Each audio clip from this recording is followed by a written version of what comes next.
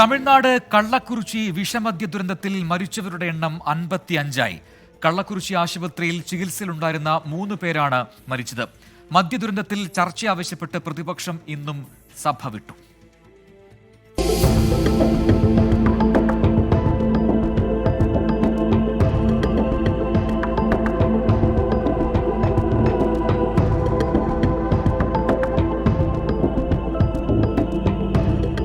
വിവിധ ആശുപത്രികളിലായി 193 പേരാണ് ചികിത്സയിലുള്ളത്. ഇതിൽ 27 പേരുടെ നില ഗുരുതരമാണ്.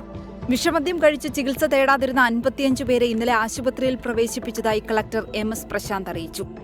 ഇന്നലെ ആശുപത്രി വിട്ട് കരുണാപുരത്തെ വീട്ടിലെത്തിയ 2 പേരെ രാത്രിയിൽ വീണ്ടും ആശുപത്രിയിലെത്തിച്ചു.